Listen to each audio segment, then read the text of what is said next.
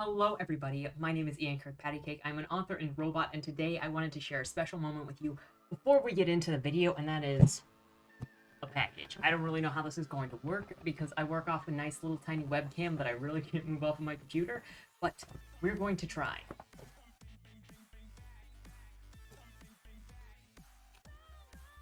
I bet you can't guess what's in here. Oh my god, packing peanuts galore. The moment of truth. I've been waiting. I've been watching. I've been scouring like a vulture, looking for one. It's finally time. Fantastic. It is going to go right over here with my fabulous... Beautiful. I'm not weird, I swear. I'm an acceptable kind of weird, I swear. Don't challenge me. With that out of the way, hello again, everybody. My name is KirkpattieCake. I'm an author and robot, and today, well, I wanted to share something special with you guys, and that is my upcoming novel, Bleedmore, Bodymore, available October 31st of this year. Now, before we get started, just a reminder that LBRY for August is now open, and sorry if you wanted to get into the loin and the flesh of July, it's over at this point. But if you'd like to get in next month's LBRY, check out the link in the description below, and maybe you saw it this last weekend, but Pitch Fit had its first event with 6 indie novels to maybe check out if they're your thing. Also check that out, and if you've got an indie novel that you would like pitched on this channel, check out the link below that says Pitch Fit to submit yours for maybe the next one. Now, with that said, let's get into this book. First off, can I just say how beautiful this cover is? This cover is a work of art. I shouldn't even be on the screen, actually, because I am distracting. Second, I'm looking for me. I am distracting from this beautiful image right here. This beautiful work of art was made by Sam Johnson, an illustrator and comic artist. You can find him over on Instagram specifically. I'll link his page down in the description below because he is a fantastic artist if this image is anything to go by. I gave him this concept art, which evolved into this kind of mock-up cover, which evolved into him designing this beautiful cover with the beautiful sky and all of the ravens, and it's so gorgeous.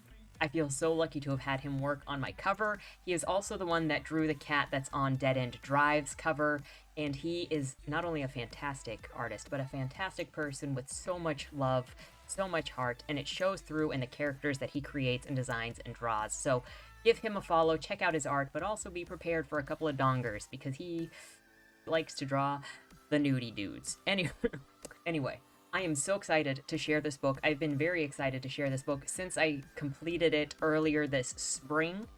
It'll be hitting NetGalley sometime next month for ARC reading, so if you're interested in picking up an ARC copy of this, there will be announcements at some point. Now, I didn't do any talking about this project when I was working on it because I really didn't think about talking about it when I was working on it. So I'm just going to do a throwback at the moment and do a whip tag for Bleedmore, Bodymore. Only because, does it still count as a whip? Because it's technically a work in progress, because it's technically a work toward publication. It's not quite there yet. And we all know that sometimes ARC readers come up with content that you need to fix in the story before it hits the sales shelves. Dead End Drive, I'm looking at you. Dead End Drive was a problem child, but a problem child that I love so deeply. I love that book so much. Anyway, I'm so excited to share Bleedmore, Bodymore with you. This is one of the few printed copies that currently exist, one of the ARC printed copies. It is so beautiful. It is slightly darker than it will actually be in real life, but I'm so excited for it. So I wanted to talk about it now. I'll talk about it again closer to the release date to give more information on it, but because I'm so excited for the story, please let me share it with you in whip format. What kind of questions did we have? I don't even remember. What is the working title of your book? Well, it's not a working title, and it is, as you can see over here. Sorry, I went the wrong way. It's named Bleedmore, Bodymore over here, and that is... I don't even remember how the title came up. It sort of just happened. Once I determined that the story was going to be set in Baltimore, Bodymore came up because that's a nickname for Baltimore, Bodymore, Murderland, And Bleedmore just sort of happened because of the pacing of like the style of the name, the rhythm of the name, Bleedmore, Bodymore. I don't know, it just sort of happened. Some titles just sort of happen, like Boom Boom Boom was supposed to be a filler title until it happened. Not Dead just sort of happened. It felt like a perfect title for one of my future projects. Some titles just happen and it's glorious because slaving over titles is so painful. 2, where did the idea come from for the book? Well, kind of a weird story. A year ago, 2 years ago, some years ago, I don't remember when, I was looking up stuff for the McCamey Manor, which, in case you didn't know, it is an extreme haunt. You use the term haunt loosely because it's sort of legalized torture that you pay for with dog food. But they created recently at the time, basically a hazing situation before you could actually go to the McCamey Manor, and it was called Catus Silvus, which is Latin for Murder Woods. Now, I saw the term Catus Silvus, and immediately my brain was like, oh, I want to use that. I have inspiration for that now. So I wrote Catus Silvus on my inspiration board over there. I don't know if I've ever shared my inspiration board with anybody. Can you see if I do this? Boop. So that's where I just put all of my ideas. Either upcoming ideas, I put my video ideas, I put my book ideas, I have my book releases on there, I have my upcoming videos on there, and I have my currently especially doing stories, and then my kind of backlog of immediate big projects. I also have a folder on the computer that does the same thing. But I just put Catus Silvus over there on the board, and I just let that simmer into whatever it was going to be. Now, initially, I thought Catus Silvus was going to be a story about a murder forest or a suicide forest with ghosts in the suicide forest, but that's pretty much it. Just to the phrase Catus Silvus, and I'll get more into that inspiration when we get to the other question further down on this tag. What genre does this book fall under? This book is a supernatural thriller, which is kind of hard to find on most genre lists, so I'm not sure what else to call it after that. It's a morbid fantasy, magical realism. Supernatural thriller is the most honest that you can get with this book. Which actors would you choose to play in your movie rendition? Well, kind of like I said in Boom's whip tag, I'm not the greatest at knowing actors, and I don't particularly care about name. I just want talent, and I want stuff that fits what I imagine the characters to look like. Instead of giving you actors, I'm going to show you what the main cast of this story looks like, and you can ream me for them being attractive. I don't care, it's fine. So this is the main character, Joey Maria Bourgeois. She's a skater, she is a mechanic, she's kind of a punk, if you can't tell. You know, very much channeling that that early to mid 2000s punk thing. That's her. This is her co-worker, Jagger Ashley Locke, also her boyfriend. He works with her at the mechanic shop, Bodymore Body Shop, very appropriate. And they've been kind of serious but not defined relationship serious for a couple of years. This is her best friend Wayland Cross, and he is missing at the beginning of the novel. The whole of the novel is basically Joey trying to find Wayland because he is missing and kind of being accused for murder by the Baltimore police. Uh-oh. Then this would be the Reaper of the novel, Sharon. That is Charon, and he deals with delivering souls that have died from violent deaths and suicides, because suicides are violent. And then this is a human version of Val, who is of a raven. And in most cases, he looks like a raven, but in some cases, he looks like a human, and he's kind of a himbo. And he is basically Sharon's familiar, because in my story, I've come up with a whole lore between how ravens help reapers find those who are about to die because they eat the hearts of the dead. So that is the main cast, and that is what they look like to me. And hopefully in a movie or television show version of this book, they would look something like that. What is the one-sentence synopsis of your book? A mechanic, a tomboyish mechanic seeks to find her best friend who has been accused of murder and falls into a ghost town underneath her city. Something like that. Will your book be self-published or represented by an agency? It is being published through Steakhouse Books, a publisher for stories delicious, rare, Well done. How long did it take you to write the first draft of your manuscript? About 3 months for this book, which was insane for how quickly it just went. I think I started working on it in October. And maybe 4 months? 3 or 4 months. Because I sort of sporadically worked on it in October, and I finished working on it in January. And then I started doing revision. I'd have to look at my calendar to see which month I did revision in. But I either did revision all throughout January or all throughout February. And this was one of the quickest books that I have ever been able to put together. Because the ideas just flowed, the character voice just flowed. That is not the usual amount of time that a draft usually takes me, but I'm hoping to capture the magic again. Like, Boom Boom is actually in revision, and it took, about 3 months for first draft, I think.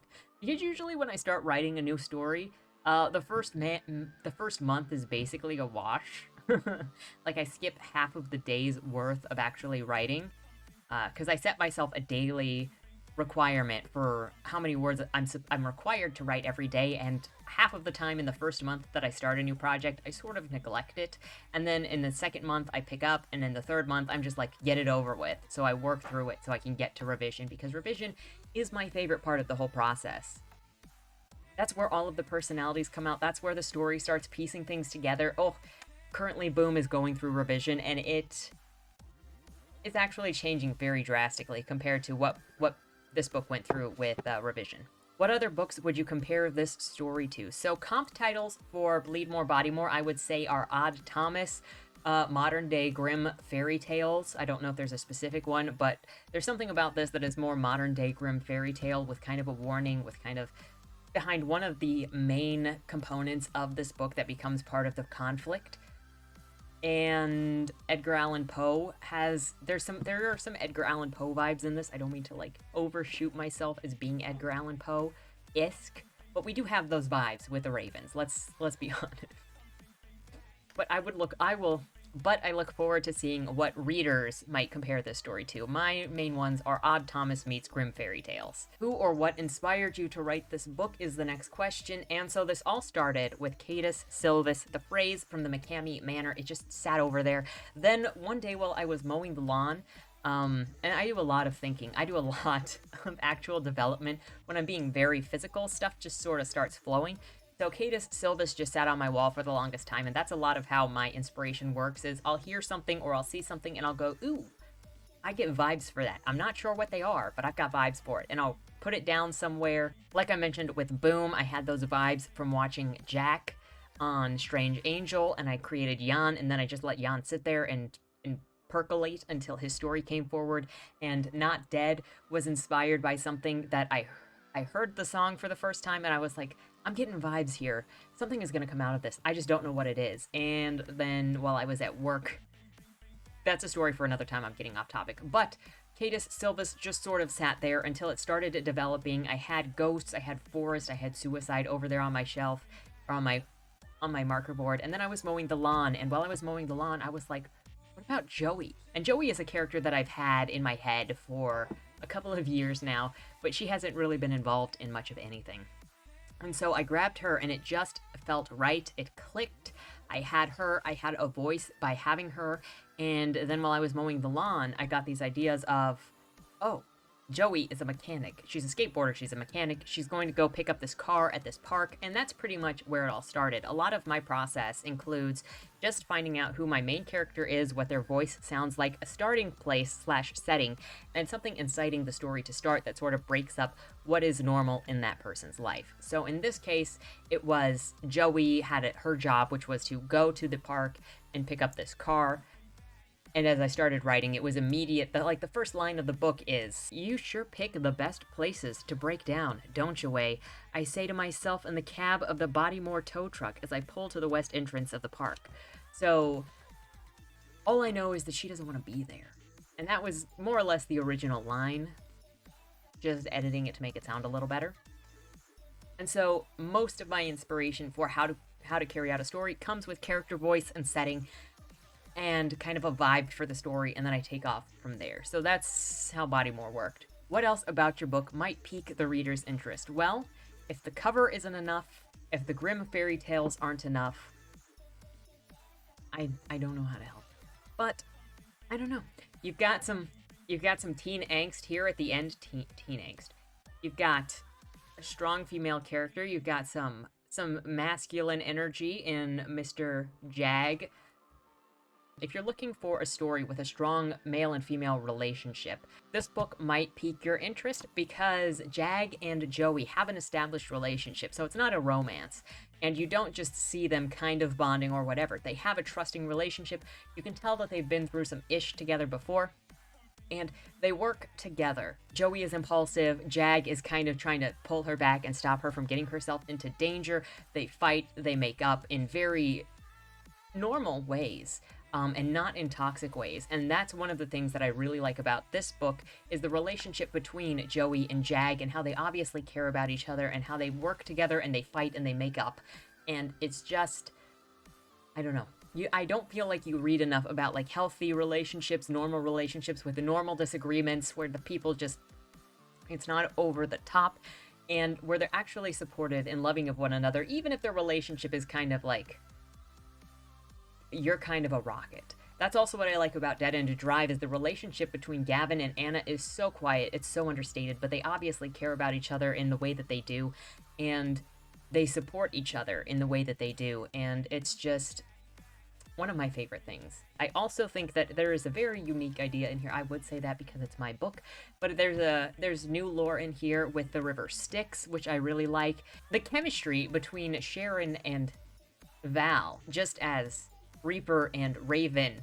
I mean, I like this dude being a himbo, where he's just kind of a bird in a human body, and you can tell that he's kind of not that smart. And there's a moment when Joey is losing her temper in there, and he's just like, oh my gosh, you're crazy. Hey Sharon, this girl is crazy. Because that's totally what you want to do when a lady is losing her mind on a boat. So anyway, pique the reader's interest. I think it's just a fun time. It's a good time. It's a unique approach to the river Styx to death. It's got ghosts if you want a brand new ghost story of some kind. And the back line says, horror is what happens when evil overtakes the heart. So if you want to know what that means, then grab this book come October 31st when it comes out, or keep an eye out for when it hits NetGalley for your free ARC copy. I look forward to hearing what anybody has to say about it, because really, I'm so excited for this book. I'm so excited because really, I'm so excited to share this book. And this cover is just so gorgeous, I can't get over it. I mean, look at that. That eye, that sky, and it all makes sense when you read the book. There's just so much meaning on this cover. Freaking Sam blows me out of the water. So thank you so much for having some interest in my book, hearing me rant about my book. And there will be more to come. Anyway, thank you so much for watching. If you enjoy this sort of content or you would like updates on the books that I'm working on, if you have questions about my process or about any of the books that I'm working on, especially this one since it's my upcoming book, let me know in the comments down below. Please remember to like, share, and subscribe for more. With all that said, thank you so much for watching.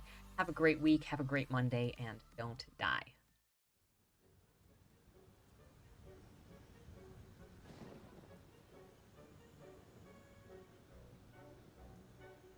The only people who should come are those who want to meet their monsters. If this is what Agatha wants, I don't know how we can even dispute it. Show me your teeth. I change lives, baby. And I and them. Sweetheart, no bargains hold. Only fools know restraint. Only losers lose! If your scissors are dull, may I recommend sharpening them with leather? I think I hit you. Mima says I must have a guardian angel. To enter the ring but abstain from playing is suicidal. Your virtue makes you nothing but a liability. You're gonna die. You're gonna die. You're gonna die.